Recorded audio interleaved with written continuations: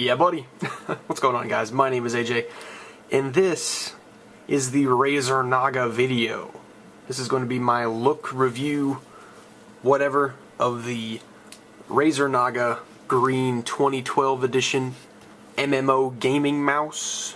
I believe that's all the names that it has tagged along with it. I even busted out my my Razer mouse pad, my gigantic Razer Goliathus mouse pad, just to as the backdrop for this review, and also have the Deathadder and the G500 here also, but we will get to those in just a minute. Oh, and if you heard this sound,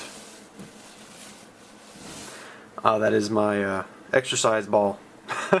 My exercise ball on my little plastic chair mat thing. So yeah, sitting on my exercise ball. See, bounce, boing, boing. Anyways, whew.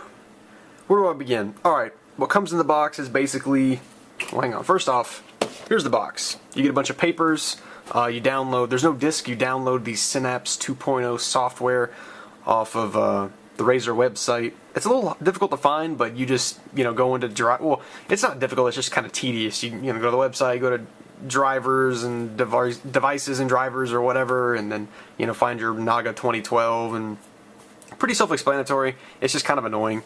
But you'd want to do that anyway. And then you also get these little side panels here. Whoops.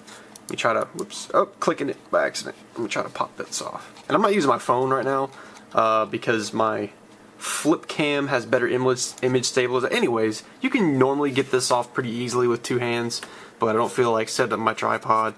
But yeah, you just pop that off. It comes off magnetically, so you just, you just give it a gentle tug and it comes off. And then here's the, this side I believe is what the standard Naga has, but then the 2012 comes standard with the extended side on it, which makes it feel pretty good. Now, my first time seeing this, let me line all these mice up here, was that it's rather small compared to, whoops, I'm just clicking everything.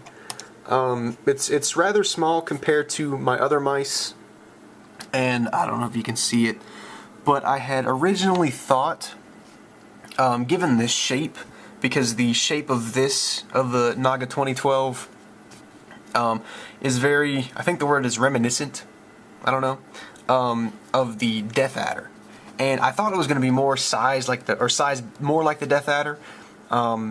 However, that is not the case. It is considerably smaller, but then again, they are completely different. Whoops, that's my hand on the ball. They're sized completely differently. The Deathadder is more oriented towards, I suppose, the FPS gamer. Pretty much the casual mouse user that wants a smart-looking mouse that tracks very well. It's got its own, software to adjust DPIs and whatnot. As far as features go, it does not have, the Deathadder does not have as many features as the other two mice, but I'll get to that in a minute.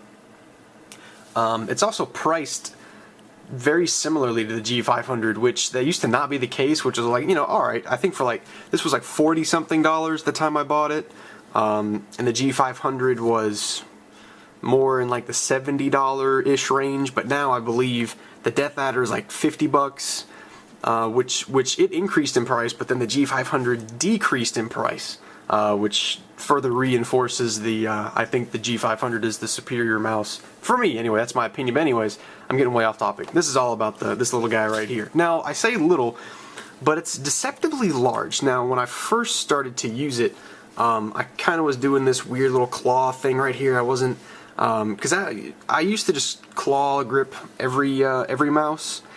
But then I kind of developed, more of like a relaxed palm grip.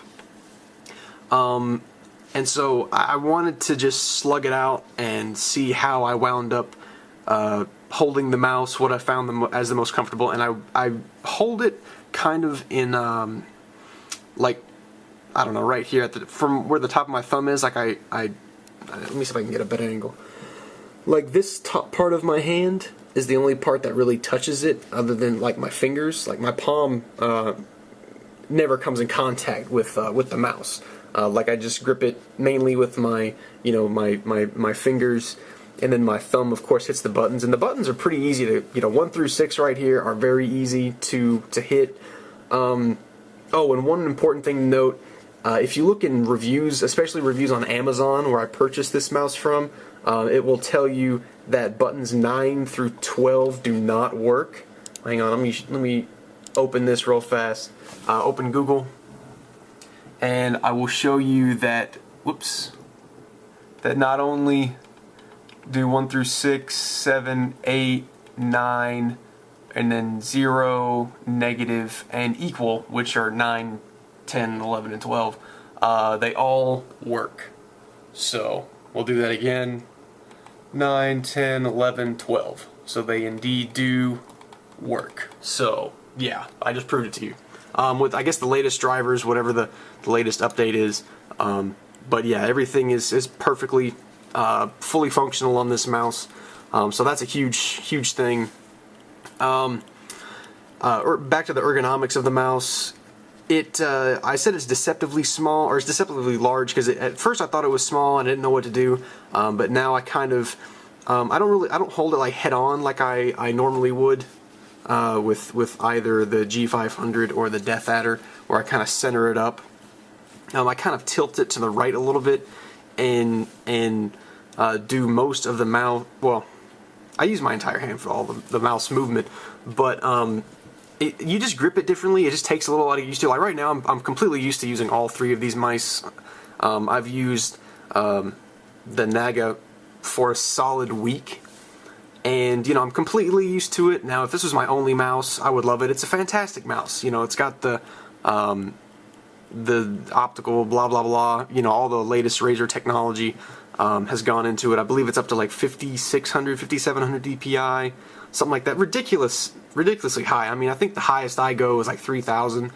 But usually I use about 2700, you know, DPI. But yeah, the buttons on the standard Naga, well, the 2012 has 2 buttons right here, whereas on the standard Naga they are over here, which I can see how that would be kind of poor placement, but the way I hold it, it wouldn't be that big of a deal. But then, you know, watch me say it, and then it'd be like a huge problem if I ever did use the standard Naga. It's a great mouse. The weight of it is pretty good. The Deathadder being considerably lighter since... Oh, excuse me. Since it is, I don't know, fairly basic actually. Now, it does what it does very well, but it's not a very feature-packed mouse. But again, you know, I'll get to features in a minute. The Deathadder's pretty light. The Naga weighs about as much as you think it would. I mean, it's got a good heft to it. So you're not, you know, if you struggle with the size of it at first, at least you're not like slinging it around or anything like that. I mean, it's got a decent, and I enjoy heavier mice too. It's got a decent heft to it, and even the way I hold it, you know, I can't pick it up that well because my fingers start to slip on the glossy sides, and that's another thing. I'm not really a fan of the glossy sides, because after a while, my hand, you know, got another text message. My hands begin to sweat, and, you know, not like profusely, like, oh, I need to like use a towel or take some type of medication so my hands won't sweat. It's just kind of a minor annoyance to me, but you know, it is what it is. It's totally fine. Now it's only a problem on these 2 fingers right here, given that they're completely on a glossy surface the whole time. But it's not as bad because they don't do as much work as, you know, you know, these 3 fingers right here and my thumb. So 2 fingers and a thumb. But and then the buttons have a good feeling to them. Totally nice. Nice solid click. They don't feel cheap. Nothing about this mouse feels cheap, by the way. It's definitely a quality product. Braided cables, gold at the end. I think that doesn't even matter. But it is definitely a solid product. The mouse wheel on it, I like the mouse wheel because it does not. It's got a nice solid click to it. But it's not like a death ray, like the Deathadder. This is the Deathadder of the Deathadder. This thing illuminates the mouse wheel illuminates my entire room at night. It is ridiculous. Yeah. anyways, you can't like change the colors of it or anything. I think that's only on like the Naga Epic Edition or whatever, like the wireless one. This one's just green, which is good because a lot of Razer products I see are blue like this, but then like their main logo and their you know, the mouse pad is green, which I don't understand. It's kind of weird. I haven't seen a green Razer keyboard. Hang on. My phone is getting an unusual amount of activity. Let me just turn that bad boy on vibrate. Anyways. Oh, well, where was I? Oh, mouse, something about mice, I don't even remember. Oh, the green, the color. Totally fine. You can turn it off if you want to and have a completely black mouse. But anyways, now I'm going to get into the different features, like the pros and cons of these different mice. And I'm going to put my opinion in there too, since that's what, you know, makes this video my videos, or my opinions.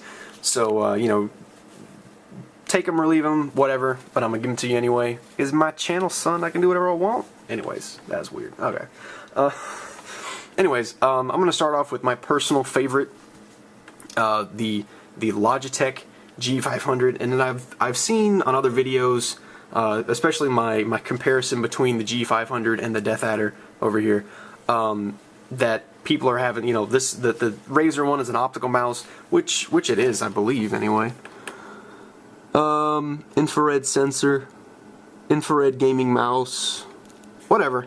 All of them track amazingly. Like I don't notice a difference other than like how the mouse physically feels. I have the DPI set to the same on all of them.